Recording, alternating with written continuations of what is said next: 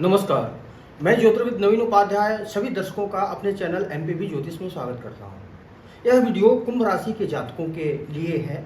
इस वीडियो में हम चर्चा करेंगे कि कुंभ राशि के जातकों के लिए 1 मई 2024 को गुरु देवता का जो राशि परिवर्तन होने जा रहा है, इस राशि परिवर्तन से आपको क्या बेनिफिट्स होंगे, इसका क्या प्रभाव कुंभ राशि के जातकों के जीवन में देखने को मिलेगा, इसकी हम विस्तृत शास्त्रीय विधि से विवेचना करने की कोशिश करेंगे। आप वीडियो में अंत तक बने रहिएगा और यदि आप चैनल पर नए हैं तो कृपया चैनल को सब्सक्राइब कर लीजिएगा और बेल आइकन को दबा दीजिएगा ताकि आपको आपकी राशि संबंधी नोटिफिकेशन मिलता रहे।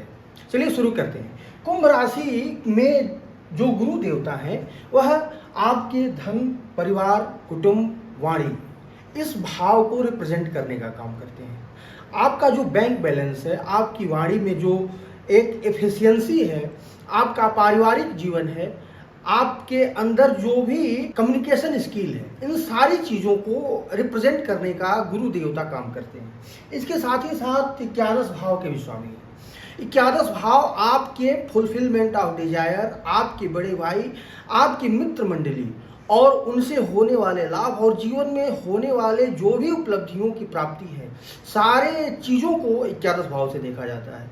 तो ऐसे दो महत्वपूर्ण बिंदुओं को, दो महत्वपूर्ण भावों को रिप्रेजेंट करने का काम गुरु देवता कुंभ राशि में करते हैं, जो कि जीवन की सबसे अहम उपलब्धि मानी जाती है। चाहे वह धन हो, चाहे वह पैसा हो, चाहे वह मान प्रतिष्ठा हो, मित्र मंडली हो, जो भी हो, ये सब कुछ जीवन की असली उपलब्धि मानी जाती है। इन दो उपलब्धि कारक भावों के स्वामित्व के कारण बृहस्पति देवता कुंभ राशि में अत्यंत ही शुभ ग्रह माने जाते हैं, अत्यंत ही बलवान ग्रह माने जाते हैं। और यह आपके चतुर्थ भाव में अर्थात दैत्य गुरु शुक्राचार्य की राशि में प्रवेश करेंगे 1 मई 2024 के दिन। चतुर्थ भाव में बृहस्पति देवता केंद्रस्थ होंगे। तो ऐसा माना जाता है शास्त्रों में कि एक बृहस्पति यदि केंद्र में स्थित हो तो केंद्रस्थ जो बृहस्पति होता है वह 10,000 दोषों को दूर करने वाला होता है। और ऐसी स्थिति में बृहस्पति देवता यदि आपके केंद्र भाव में विद्यमान हो जाएंगे तो आपके जीवन में जो भी बुरे प्रभाव देखने को मिल रहे होंगे ग्रहों के स्थिति के वश, वो सारे चीज़ों को ये कंट्रोल करने का काम करेंगे, संतुलित करने का काम करेंगे। तो केंद्र में बृहस्पति का आ जाना यह आपके लिए बेहद ही शुभकारी स्थिति का निर्माण होगा।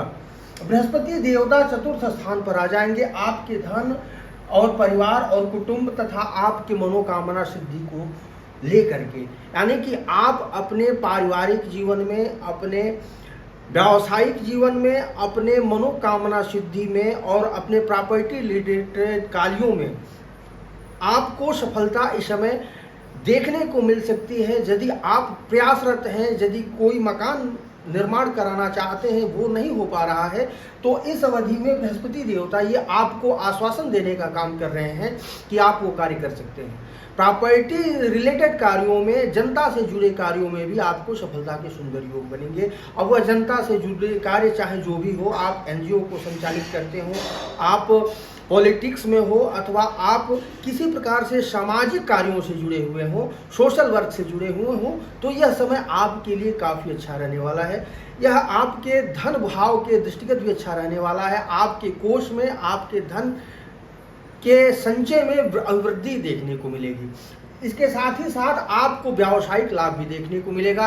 आपके मनोकामना जो कि आपने काफ़ी दिनों से पाल रखी है और किसी न किसी बाधा के कारण वो नहीं सिद्ध हो पा रही है, तो ऐसी स्थिति का निर्माण बृहस्पति देवता के द्वारा किया जा रहा है कि आपका वह मनोकामना इस समय सिद्ध होने का काम करेगा।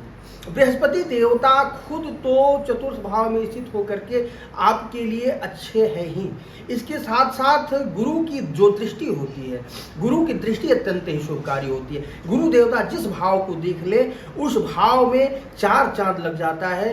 तो यह आपके कर्म स्थान को, प्रोफेशन स्थान को देख रहे हैं। प्रोफेशन स्थान आपके प्रोफेशनल लाइफ को इंडिकेट करने का काम करता है। आपके प्रोफेशनल लाइफ में इस समय एक बहुत ही सुनहरा अवसर देखने को मिलेगा। आप अपने कैरियर में एक ऊंची छलांग लगाने के लिए तैयार हैं।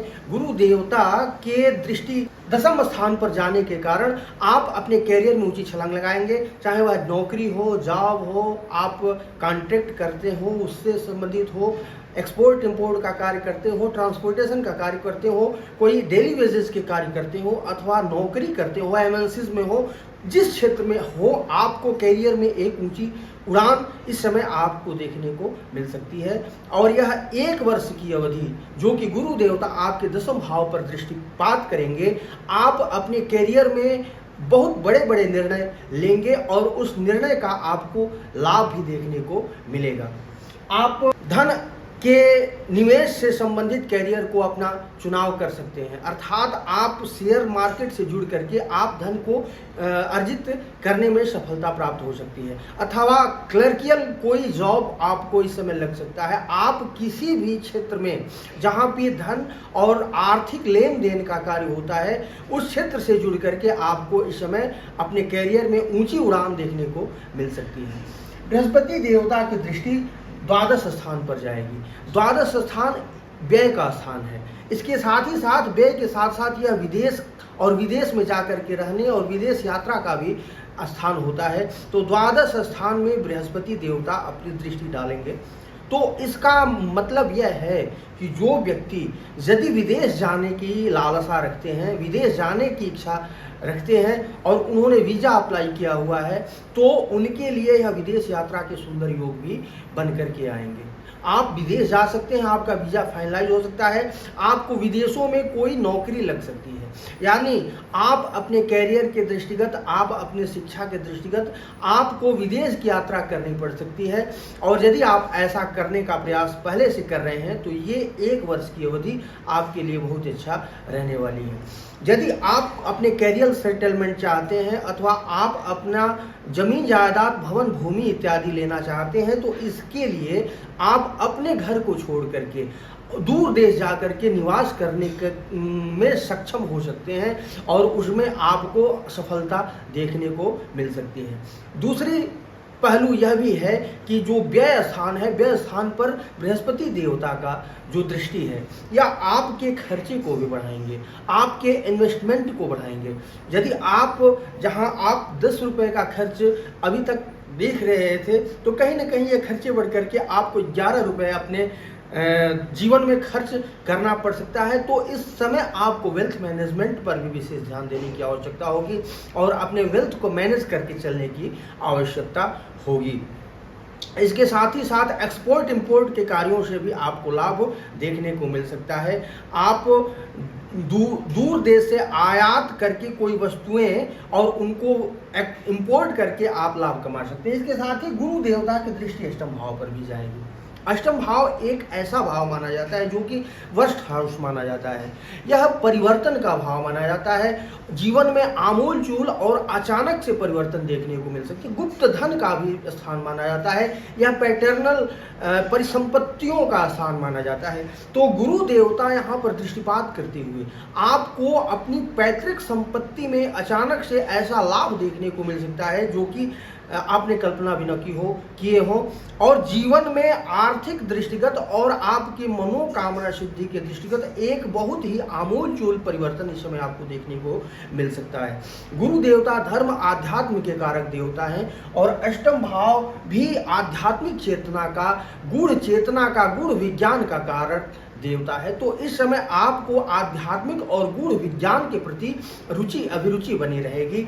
आप ज्योतिष तंत्र मंत्र इत्यादि में अपना रुझान आपका बनेगा और आप उनमें विश्वास करने लगेंगे। तो इस प्रकार से अष्टम भाव पर गुरु देवता का दृष्टि जाना आपके लिए आध्यात्म और गूढ़ विज्ञान के प्रति रुझान देने वाला भी हो सकता है। आप इन्वेस्टमेंट करते हैं कहीं भी, शेयर बाजार में, इंश्योरेंस सेक्टर में हैं, तो आपके लिए यह अवसर काफ़ी अच्छा परिणाम देने का काम करे, क्योंकि 8th हाउस गुप्त धन का है, इंश्योरेंस प्राप्त होने वाले धन का है। इंश्योरेंस से आपको बहुत प्रभुत लाभ इस समय देखने को मिल सकता है। चाहे पहले से आप कहीं इन्वेस्टमेंट किए हो तो उस इन्वेस्टमेंट से भी आपको अचानक से बहुत कुछ मिलने का काम करेगा। धन भाव के स्वामी अष्टम भाव पर विद्यमान होंगे तो कई बार आपको ऐसा भी महसूस होगा कि आप अपने फाइनेंशियल स्टेटस को मैनेज नहीं कर पा रहे हैं। ऐसा प्रतीत होगा कि यदि आप अपना इनकम एक जनरेट करना चाहते हैं वो आप नहीं कर पा रहे हैं, किंतु यही अष्टम भाव आपके लिए पिता से और पिता से संबंधित परिसंपत्तियों से भी आपको प्रचुर लाभ की स्थिति का निर्माण करने जा रहा है।